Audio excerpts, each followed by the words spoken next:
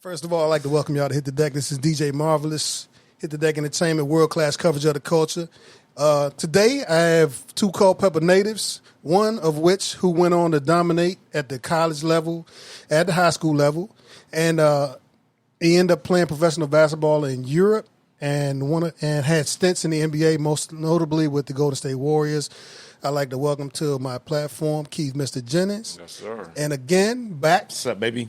Nothing much, man. I'm looking forward to this, man. And for backup, the world famous Frank White, Dobie White, Larry White, the red Washington football team hater that he is. But I love him just the same, man. That's my people right here, man. I'm thank y'all brothers for coming through, man. Sir, I really man. appreciate you. Been looking forward to it. Yeah, man. So the most feedback that I got from any kind of conversation I've had regarding entertainment and sports was our conversation of Culpeper basketball. And arguably, not even arguably, the greatest sports figure in the history, in my opinion, in Culpeper sports history is sitting right here to my left. Too. You know what I'm saying? And we'll talk about, some history and your history and how your history fits in in the bigger picture of the region. Because I think a lot of times, man, we just get overlooked. Right. We're from the country and all that stuff, man. But we just before. Not to mention small ball players, they kind of overlook us anyway. So it's no doubt. I feel man. what you're saying. You know what I'm saying? And just like anything else that I do, I've been all over the world, man, playing music and so forth. And we got some real winners from where we from, man. That's right. You know what I'm no saying? doubt. I'm an Orange County guy. I gotta say that off the top. Shout out to Orange. OC. But good memories down there. Oh my God, man, we're gonna get into all of that, man. But real quick, before we go real heavy, man, when did you realize that basketball was your sports love? I always thought I was going to be a football player. That was the sport that I originally really started to feel good about, because you had Little League football. You didn't have Little League basketball at the time. So a lot of Little League football things was going on. And, I would probably say around like 5th, 6th grade, though, because I got an older brother, Ken. Everybody call him Man. Mm-hmm. He was showing me the ropes and kicking my butt at the same time. So had to learn the game just by, taking butt whippings early. Mm-hmm. And I would say around 5th, 6th grade, man, I started, feeling different about the game. It just seemed like just playing against him, I was advanced against people my age. And when you feel like you're better than somebody else and you humble about it, then you're going to find ways to continue to get better. And, it was nice to see the people that I was hanging around with. They were like, Let's get Mister to play. Let's get Mister to, so it was like, okay, so I think at an early age, around like 5th, 6th grade, I felt like basketball was what I wanted to do. And, I can remember teachers saying, I'm going to make the NBA one day. And they looking at me like, yeah, you 5'2", saying you're going to do that. Yeah. So, around that time. Okay. So what's the age difference between y'all two, man? I'm 52. I'm 48 right now. I'll be 49 in October. So. Okay. Yeah. So you were a little boy then when he first really started getting his game up, I guess, so to speak. So at what point, Dobie, do you remember? What's your first memories of Mister and playing basketball? In high school was when he was in high school when he was getting ready to break the scoring record. Oh, okay. That's one of my first memories of him as far as basketball. But my granddaddy and cousins, they used to always talk about Mister. Mm-hmm. The Jennings kid, that Jennings boy. That's what my granddad used to say. That Jennings boy ready. So, I remember, him breaking the scoring record at school. I was in junior high at the time, and I was one of the kids sitting in the stands, holding up the signs, this many points, down from what Mr. I just recapped that in the book in your book this morning, man, because I was like, they said the student body holding up. Mister has 14 points. I was one of those kids, what I'm saying, sitting in the stands with that, and every time he would shoot, every time he let a jumper go, and we'd be holding up our hands, with the 3-point field goals because they didn't have the 3-point line then, but from wherever he shot the ball, it was. basically a 3-pointer at that time. You know what I'm saying? I don't want to cut you off, though. I was just I didn't play ball, man. I was when I say too little, now I feel embarrassed. Right. The smallest dude that I've ever met to play in the NBA. The crazy thing, right, was, like I said, I was from Orange, man, and we would come to Culpeper, and that's later down on the list of, I got to talk about the atmosphere. Mm-hmm. But we would come to Culpeper and watch y'all play. Oh, y'all would come over to our school to play. This was shooting from half court, man. Yeah. Hand in his face, nobody could stop him, man. He had range. Come on, don't gas me up. I didn't have half court range, but man. I did have NBA range kind of early. So we smaller players, you got to learn to shoot out there, And I really worked on that craft. My brother used to always tell me, man, and my cousins always tell me that basketball is such a thinking man's game. But it's too many people nowadays. Everybody just flying through the air, dunking, super athletic, and so forth. Mm-hmm. People don't really give the appreciation or the respect to the fact that it's a thinking man's sport. I agree with you on that because I know a lot of people say it's a read and react game, which it is also. Mm-hmm. But like you said, if you can outthink your opponent, that makes the read and react of it a lot easier. Mm-hmm. And I was fortunate enough to have a very high skill level where if a defender couldn't do this or stop me from doing that, I could think ahead and know how to attack him before it even happens, and it usually worked. When did that kick in for you though? Because you obviously you were a point guard, right? So you have a more managerial and strategic understanding of the sport. Mm-hmm. You know what I'm saying? Mm-hmm. So when did that kind of kick in for you? Did somebody nurture that in you, or you think it was just natural for you to just look at the game from a more strategic? I give a lot of credit to my brothers because, like I said, Man was 3 years older and Kirk was 3 years younger. Right. So what they instilled in me, not knowing, was Man helped me to develop a killer mentality, which he beat me so much growing up that, I had to figure out a way to beat him, and it was no remorse when he did it. And I finally did at around 9th, 10th grade. And then Kirk, when I would get up and jog at 6 a.m., he would go run with me. You know what I'm saying? And when I would come back and make my 200 jump shots, he would always rebound, and he never wanted to shoot. So it was like, hold up, man. What you 200 jump shots? Yeah. This was before school? Yeah. This was early. This was like, good gracious. I started doing this like my 9th grade year in high school. Before you went to school in the morning. Yeah. And I had to figure out a way to beat my brother because our talents were the same. He was just quicker and stronger. So I understood once I started getting in better shape, that started really helping me. And then just the practice of these shots, I just didn't miss that much. And that's how I had to be to beat him. Mm-hmm. So, that was the recipe that worked early. And as I moved on in my career, I was one of those ones, if it ain't broke, don't fix it. So I'm going to keep jogging and I'm going to keep making shots. And when the game comes, hopefully it'll be a good night. So, right. Yeah. So, Dobie, you were an exceptional athlete as well, man. So, where did you dual sport? I heard all these crazy stories. Look, Sally tell me all these stories. She know everything. I need to come interview her. That's the one. Yeah. I would love to get her take on this. That's what we need to chat with. She's seen it from the very beginning. A lot of us. Yeah. So for you, Dobie, just to piggyback on what he just said, where did you get your work ethic from? Because, like I said, this stuff is just not natural, man. You got to get these skills from somewhere. Yeah, at the beginning, I think it was, watching my cousins come up, watching Fred. He played with Fred. Fred was the point guard on his team, Fred Shanks. Okay. Yes. Watching him, my cousin Steve-O, which is Fred's brother. Tough guys. Another person who dominated who I think us all the time. Who honestly, I may be biased with this, but honestly, in Culpeper, from around Culpeper, I think he's the best pure athlete who's ever come through there. No doubt. Do it all. Steve-O could do it all. He's on my list, Bo man. Jackson. He's next. He comes to mind. Power, strength, quickness, fast. He could any sport. You know what I'm saying? So, and then I had cousins up north. Jerome Williams is my cousin. He played in the league with the Knicks, played with Toronto. He got around the league he played at Georgetown with Allen Iverson. Jerome Williams, Junkyard Dog. That's my cousin. Yeah. Darnell White from up Northern Virginia. Played at Stewart's Draft High School. he was a monster out on the court. So I mean, I come from a long line of great athletes in our family. But then once I got with Keith, Keith took me under his wing.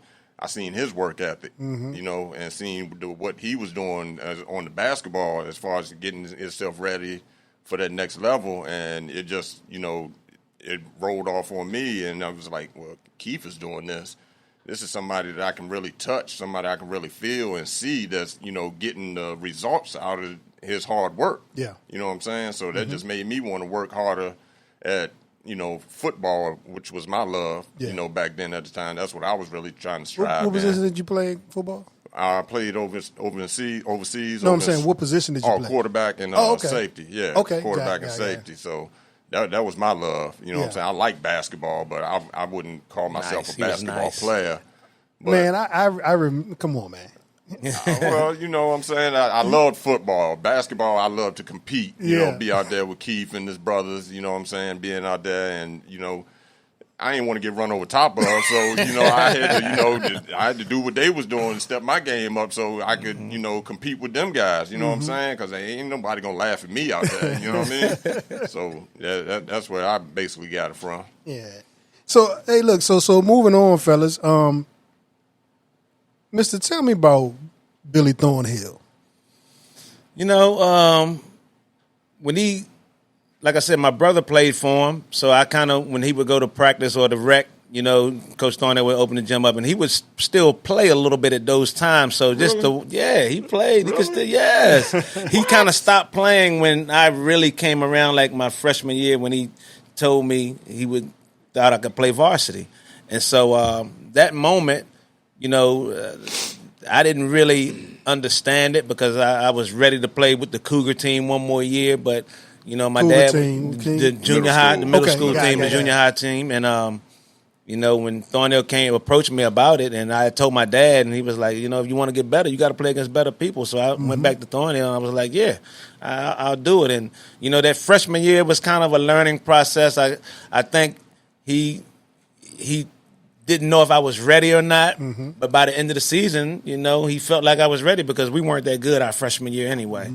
And he kind of gave me the reins towards the end of my freshman year, and then the next year, I guess he felt like he could trust me. And anytime as a player, if you feel like your coach can trust you, then you're going to probably feel good playing, trying to accomplish what you're trying to accomplish as a team and as a player. And at that point, I was like, well, this is my time. This is my time to try to shine in this wonderful history of Culpeper basketball that we have, because I remember the state champions and some of these other great players, and I was just looking forward for my time to hopefully do something with this opportunity. And wasn't Coach on the championship team, the state championship team? No, he came the year after that. Yeah. Okay, it was the same pool of people. Yeah, exactly, but he missed it. He was the leading scorer, and you broke his record, right? Scoring record in high school. Yeah, I surpassed him. Yeah.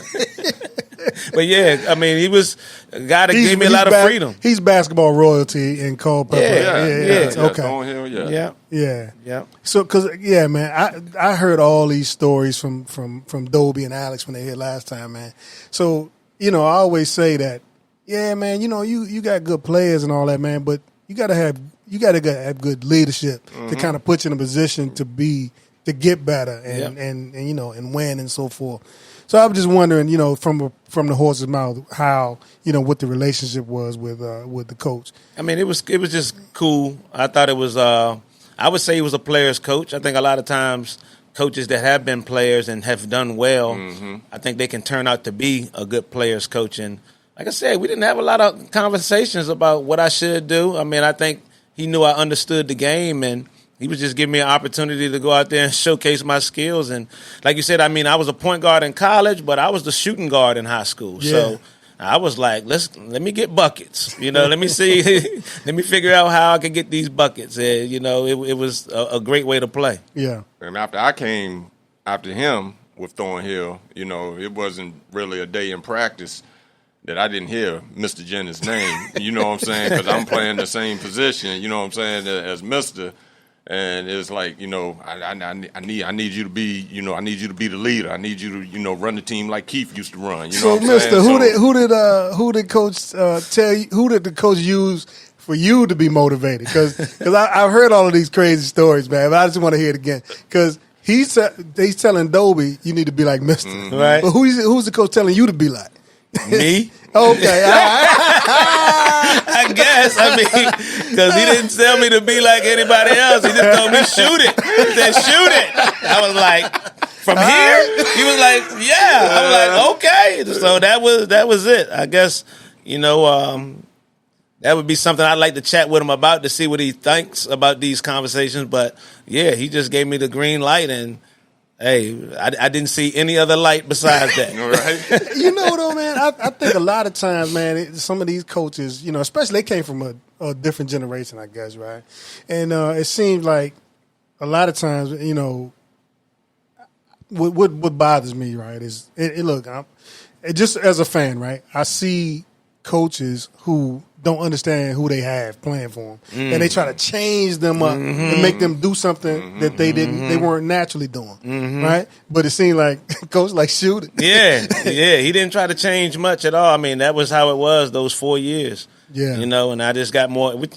And what I found out about basketball is the more experience you get, and this is like anything in life, the more experience you get in doing it, you're going. So by the time my freshman year started, and then by the time I finished as a senior, ultimate confidence. I was first team All-State as a junior, so coming back my senior year, I was like, if I did that year, I know I can do it again this year. So my mentality was, stay consistent. And, like I said, I had a killer mentality. I really wanted that person that stepped in front of me, I really wanted to make them remember if this was a good decision you made. But you know what I remember about your demeanor, right? Now I didn't know y'all back then, right? Right. But it seems you seem pretty quiet, man. You just seem reserved. You were torching us for like 35 or something, and you wasn't making it. It was not a lot of hoopla, all that changed. Jumping up and down. All that changed. Oh, for real? Yeah, all that changed. I It's remember selective. It's selective. My family, we were. They wouldn't allow us to be trash. I mean, we could trash talk, but they didn't allow us being cocky, thinking we were more than, especially when you're playing a team sport like we were doing. Well, that explains it. I never saw that with my dad, and I never saw it with my brother. So I didn't feel like, even though when I started to realize I was pretty good, I could probably be a jerk a little bit more, God. But I just wasn't brought up like that. My family's upbringing was awesome, and same thing I try to instill into my children who are now grown. So it's just like getting experience and rolling with it. So Dobie, you and your compatriots, did y'all have the Mister Jennings attitude towards the other team, or y'all jumping up and down? Well, they were showmen. They were showmen. It changes as you get older. Things don't always stay the same. Yeah, you know what I'm saying. So when we got towards my senior year, we knew we was good. We knew we had a squad. Mm-hmm. So basically, we felt as though we went out there. Honestly, our mindset that we was entertainers. Yeah, we was entertaining the crowd. We was talking amongst the crowd. We was talking to the crowd. Our crowd, our home crowds was. That crowd in Culpeper was man, you must be reading my mind. That's question number 4 on my list. But go ahead, continue, man. They was good. They was good for us for at least 10 points out of the game. You know what I'm saying? They felt the same with our crowd. They would give us 10 points out of the game because they was going straight at the other team and they was just killing them. You know what I'm saying? But it wasn't to where they was rude or they was just. I don't know. I've heard some things about our fans that surprised me, but we had fans, a couple incidents, but they was cool with them after the games. You know what I'm saying? They could still interact with them. Right. If it wasn't cool, we couldn't come there and be fans. Right. That's what I'm saying. So they would be in line shaking hands with the other team. You know what I'm saying? That's how cool that they was with them. You know what I'm saying? So. But like I said, we felt that we was entertainers and we was gonna go out there and we was getting teams up out of there early. You know what I'm saying? Yeah. So That was us. That's a good segue to my next question, man. Because I always like to try to, I'm a DJ, man. I'm DJing across multiple generations. World famous. No, I ain't world famous, man. DJ Marv. Hit the deck. Been to his party a couple times. A few of them. He was always Frank White's official DJ. You know what I mean? My parties. But this is the thing, right? A lot of times, shit, you made me forget what I was going to say, man.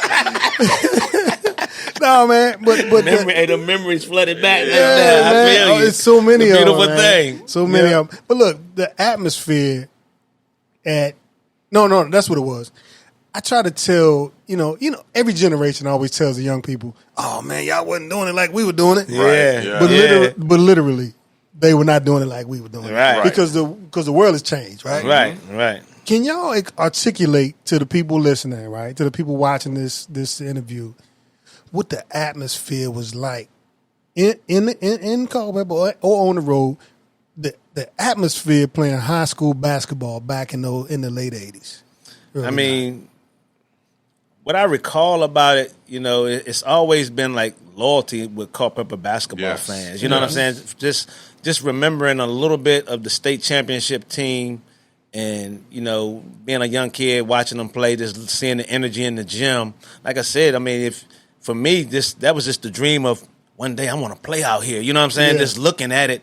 And then when your time finally comes around, and I can remember when Orange would come, by the time I was a senior and the rivalry was really legit and fanatical. Just me sitting in the door watching Big Matt and Paul Carter and all of them just run by, and I'm just giving them little words when they run by. Yeah, y'all here now, because the crowds. I mean, it was like it was unreal. It was unreal. It just got.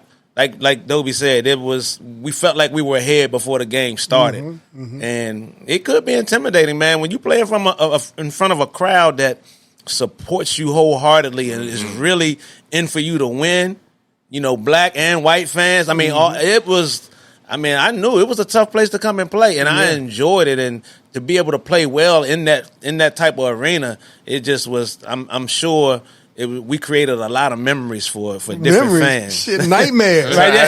And the thing I was like, man, too, we just could not get over the hump with y'all, man. But anyway, go ahead, man. Yeah, Matt and Paul, they knocked us out my senior year. Yeah. In the tournament, though. It wasn't in Culpeper, it was in the tournament. And the thing was, too, it was, in his day, I can remember as a kid being in there when I was in middle school, going to the games and stuff, and it was standing room only. You know what I'm saying? In Culpeper, it was just packed. When I come through there, by the time my sophomore or senior years come through there, we was like breaking fire codes. You know what I'm saying? It was standing room only. Standing room only. And then when we go over to Orange, they wasn't letting nobody in the gyms over there. You know what I'm saying? I mean, people standing all around the courts. You know what I'm saying? And they wasn't. I mean, and it was hot up in there. Just people just jam packed like sardines up in there, and just the volume.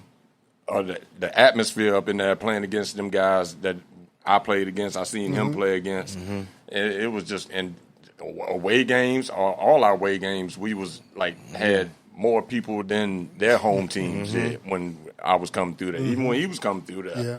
You know what I'm saying? So they'd be mad to see them stands filled over there. Yeah, no doubt. And I mean, and like I said, our crowd would give us. Would give us at least 10 points a game. You know what I'm saying? Just because they was there. Man, y'all a legendary fan base.